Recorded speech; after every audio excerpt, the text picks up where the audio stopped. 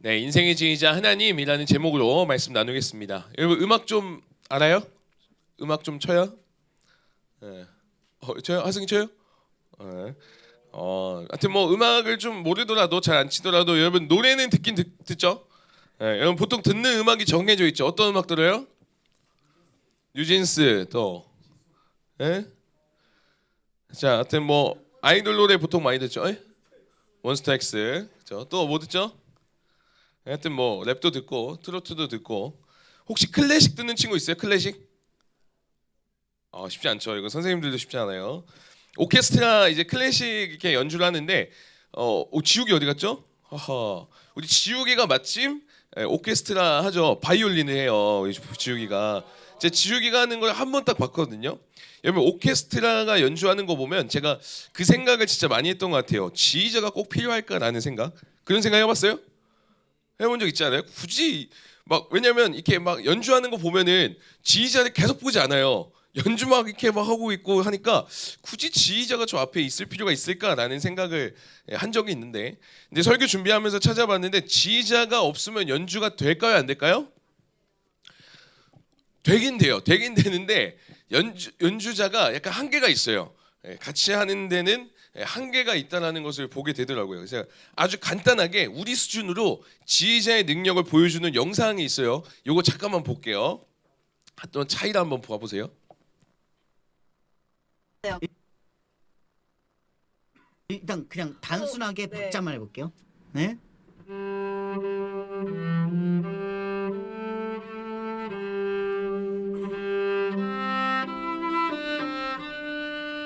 오케이, 여기까지 있죠. 자, 이제 좀 다르게 해볼게요. 네.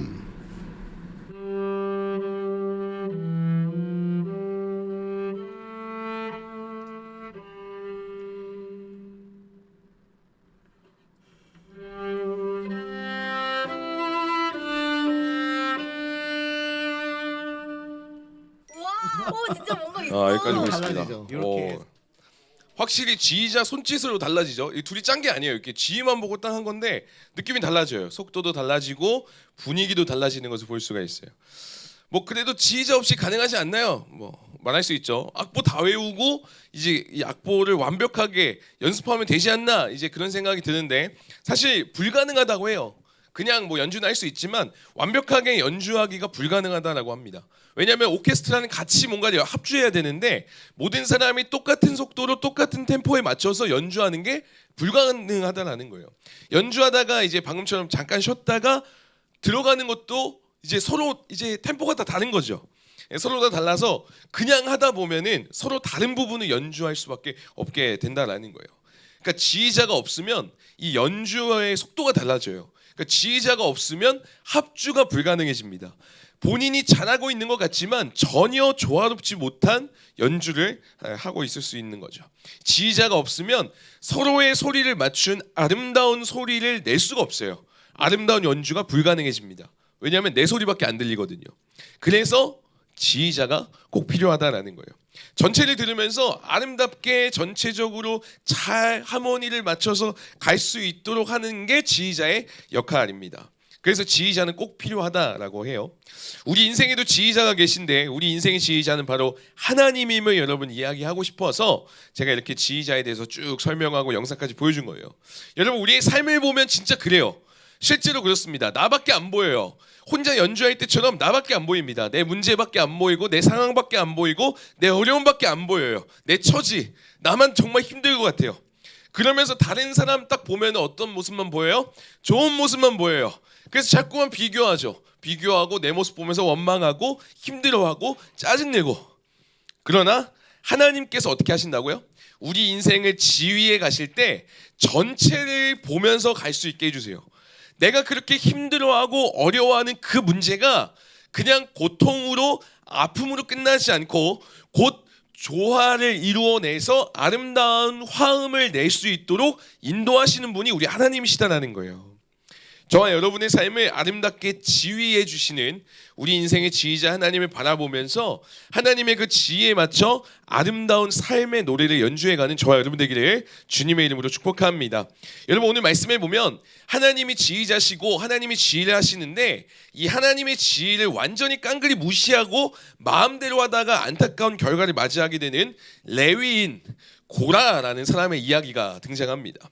이 고라는 사람 이름이에요. 지웅, 고라 똑같은 사람 이름이죠. 레위인은 혈통, 그 사람의 정체성, 역할을 이야기해 줍니다. 아까 이야기했던 우리 바이올린 켜는 지욱이처럼 바이올린 연주하는 거는 지욱의 역할인 거죠. 지욱은 뭐예요? 이름이죠. 마찬가지로 레위인 고라라는 것도 제사장의 일을 돕는 레위 사람, 그 사람의 이름은 고라다라고 지금 표현하고 있는 거예요. 여러분 이 고라에게 맡겨진 일이 뭐였냐면 제사장의 일을 돕는 거였어요. 여러분 그 당시 제사를 오늘날의 예배로 한번 생각해 본다면 예배의 일을 돕는 일 뭐가 있을까요? 우리 찬양팀 찬양하는 거 그 예배 돕는 거죠, 그죠? 그런 일들을 했던 거예요. 드럼 치고 기타 치고 같이 싱어로 노래 부르고 우리 지원팀 뒤에 테이블 이렇게 세팅하고 여러분 헌금 봉투 바로 할 수 있게 이렇게 세팅하는 이런 역할들을 나눠서 한 건데 어느 날 이 고라가 자기에게 맡겨진 일이 너무 작다 느껴지는 거예요. 왜 나만 이런 일 해야 돼? 왜 나만 드럼 쳐야 돼? 왜 나만 나무 스틱 이거 두들겨 해야 돼? 너무 없어 보이잖아. 내가 찬양 인도할 거야. 하이쌤 노래도 별로 못하는 것 같은데 내가 해보지 뭐 이렇게 한 거예요. 지옥이 바이올린 내가 할 거야. 왜 나는 못하게 하는데? 목사님 딸 하율이 아니야 내가 아빠 할 거야. 막 이렇게. 예준이가 하율이가 예준이 진짜 좋아하거든요. 네. 근데 예준이가 갑자기 저한테 와서 이제 하율이 아빠는 제가 하겠습니다. 막 이런 식으로 갑자기 저는 이제 청소년 하기 싫어요. 막 이렇게. 이게 어떤 모습이에요? 여러분 달란트 비유 기억나요? 누구는 5달란트, 누구는 2달란트, 누구는 1달란트 받았었잖아요.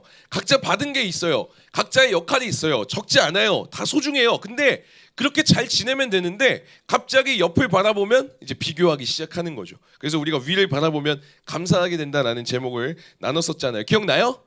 비교하다가 원망하고 망가졌던 그 사건. 그 화상 입었던 이지선 교수님 영상 보면서 했던 거 기억나요? 예. 오늘 고라가 딱 그 모습인 거예요. 그러면서 자신의 삶의 연주를 이렇게 해나가면 되는데 자기의 역할 잘 감당하면 되는데 하나님의 지휘를 무시하기 시작합니다. 하나님이 무슨 지휘자야? 내가 원하는 대로 가야지 하면서 하나님이 원하시는 삶이 아니라 전혀 반대. 여러분 하나님이 가라 하면 가면 되는데 하나님이 가라 했는데 멈추고 있는 거예요. 그 하나님이 야 그만 가라 멈춰라 했는데 계속 가버리는 거예요. 하나님을 완전히 무시하면서 본인이 하나님인 것처럼 살아가기 시작한 거죠. 민수기 16장 8절부터 한번 보도록 하겠습니다.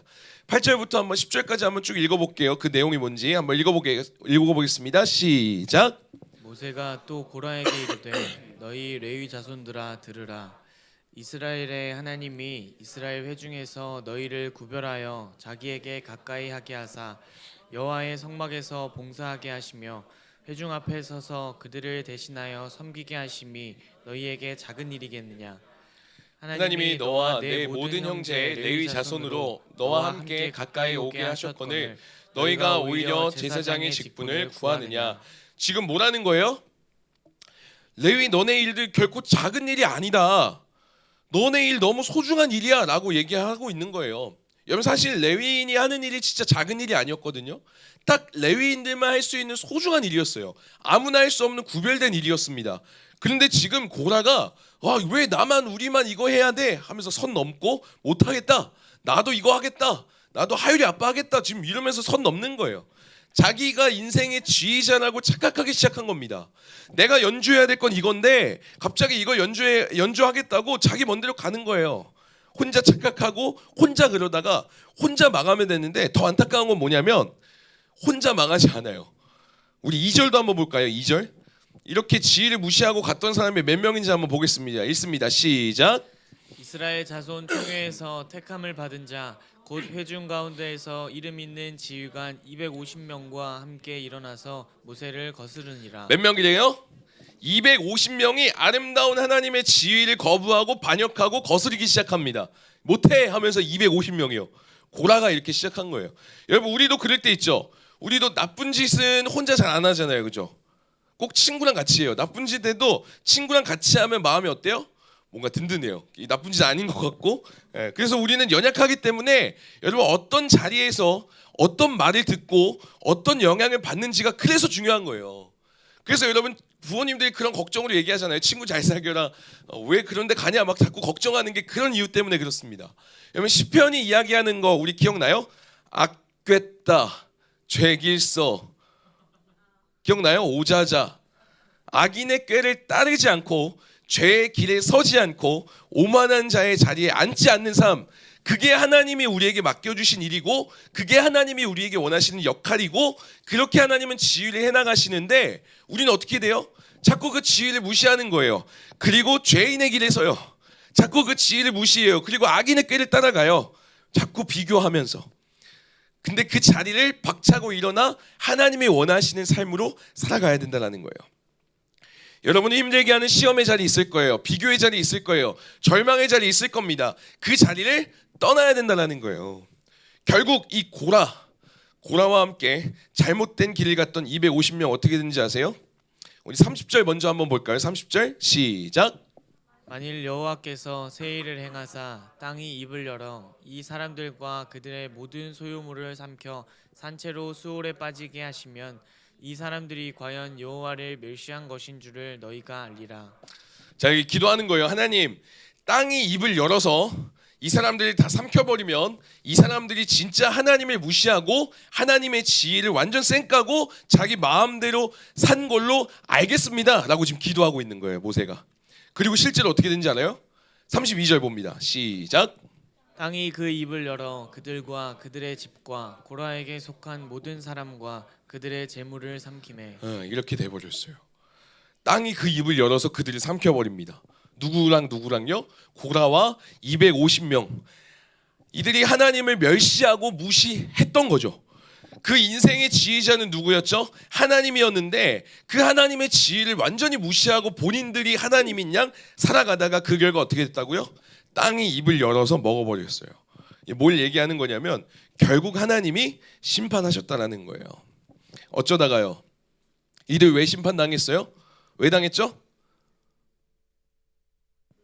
하나님 멸시해서요. 하나님이 지휘하시고 하나님이 지금 이렇게 살라고 말씀하셨는데 인생의 지휘자를 무시하고 자기가 지휘하면서 자기가 하나님처럼 살다가 이렇게 됐다라는 거예요. 사랑하는 여러분, 물론 우리가 지금 하나님 무시한다고 해서 바로 땅이 입을 벌려서 우리 먹어버리진 않아요. 그렇게 생매장 된 사람 있어요? 기도 안 하고 예배 안 드렸다고 갑자기 생매장 당하고 그런 있어요? 없잖아요. 지금 아직 살아 있잖아요, 우리 다. 그러나 계속해서 무시하고 계속해서 하나님을 멸시하고 하나님의 지휘대로 가지 않는다면 결국 그 끝이 아름답지 않다라는 것을 오늘 이 사건을 통해 보여주고 있는 거예요. 여러분 러시아 지휘자 게르기예프라는 사람이 이런 말을 했어요. 좀 와닿았었는데 영어 읽어볼까요? 시작. 역시 해석하면 이렇습니다. 지금은 내가 중요해. 지금은 지휘자가 중요해. 그 누구도 나 없이 연주를 시작할 수 없어. 여러분 우리 인생이 그래요. 우리 인생이 하나님 없이도 살 수 있을 것 같잖아요.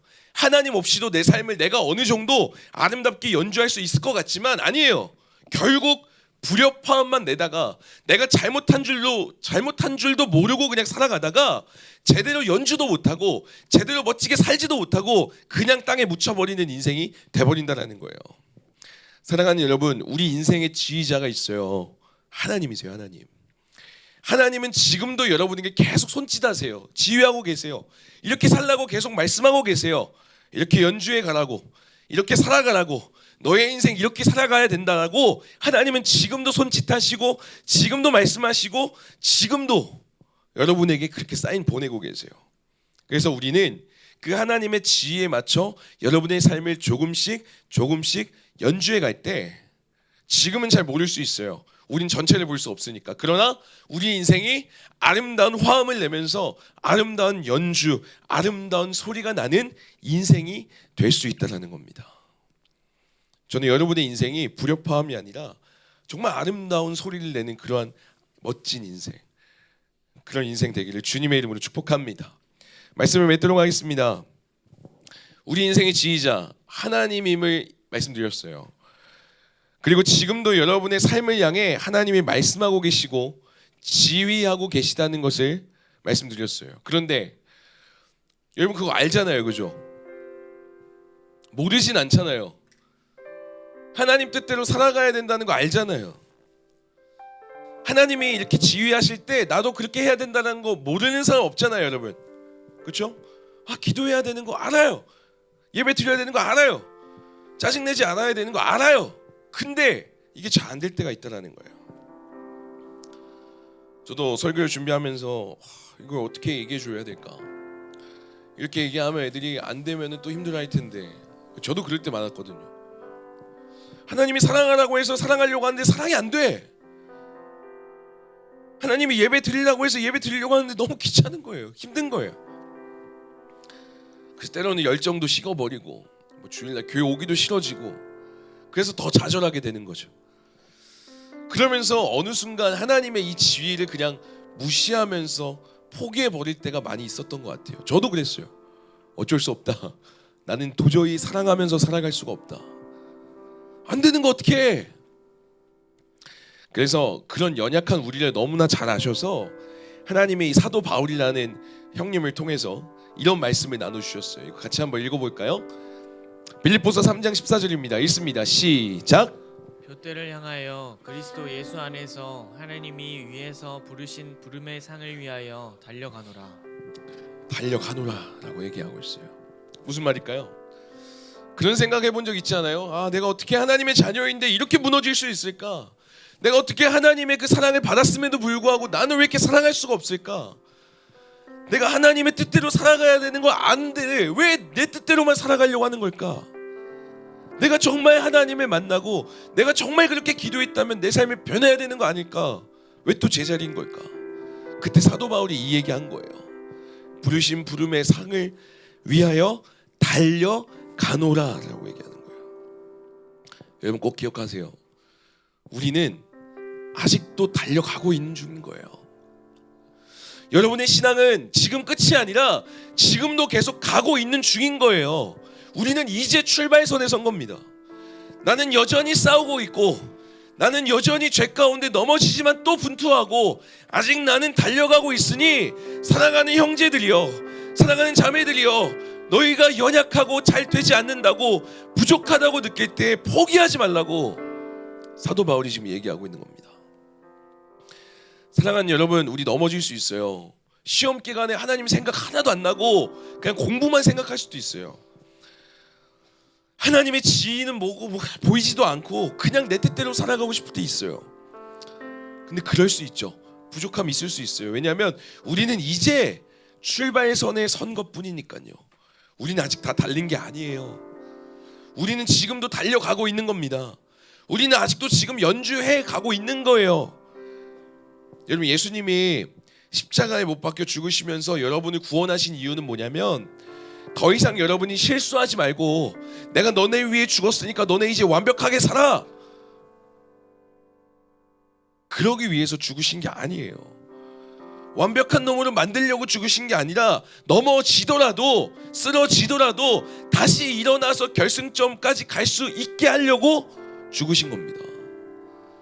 우리가 하나님의 지혜에 따라 연주하다가 삑살이 날 수 있죠. 실수할 수 있죠. 잠시 지휘자를 못 볼 수도 있죠. 근데 다시 지휘자를 보고 연주에 따라 그 음악을 잘 마칠 수 있게 하시기 위해 예수님은 우리 위해 십자가 지셨다라는 겁니다.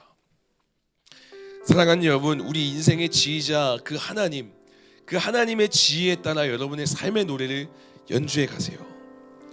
멈추지 마세요. 일부러 지혜를 무시하지 마십시오. 조금씩이라도 좋으니, 잘 안 돼도 좋으니, 삑살이 나도 좋으니 하나님의 지혜에 맞춰서 해보자는 거예요. 여러분, 믿음은, 그리고 우리가 가야 될 신앙생활이라는 것은 내가 얼마나 화려한 모습으로 신앙생활을 했냐, 내가 어떻게 신앙생활을 시작했냐, 내가 모태 신앙이다, 예전에 엄청나게 멋지게 하나님 위해 살았던 모습, 그거 하나도 중요하지 않아요.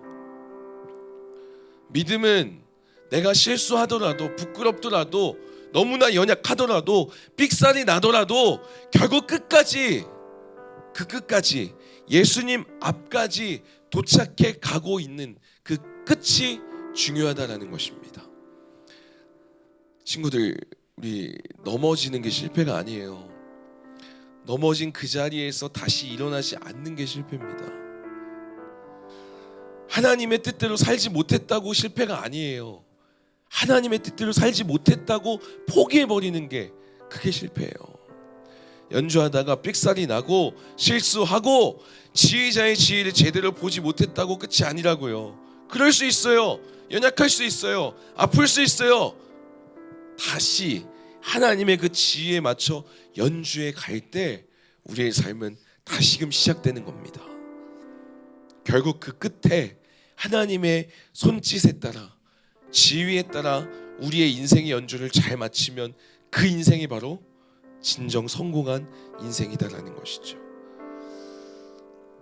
훗날 여러분 진짜 성공한 인생으로 우리 모두가 아름다운 이야기, 아름다운 음악의 소리를 내며 우리 인생의 지휘자 하나님의 지혜에 맞춰 우리 인생의 연주를 잘 끝마치는 저와 여러분 되기를 주님의 이름으로 축복합니다. 공동기도문 같이 읽으며 기도하겠습니다. 오늘 세 가지인데요. 같이 읽으면서 기도할게요. 시작. 내 인생의 지휘자는 하나님이라는 것을 믿고 하나님의 지휘에 따라 살아가는 인생 되게 하여 주시옵소서. 제대로 살아가지 못한다는 생각이 들 때, 부족하고 연약하다는 생각이 들 때 여전히 하나님의 지휘는 계속되고 있다는 것을 잊지 않게 하여 주시옵소서. 하나님께서 내 삶을 지휘하는 그 손길을 볼 수 있는 믿음의 눈을 허락하여 주시옵소서. 예수님의 이름으로 기도드립니다. 아멘.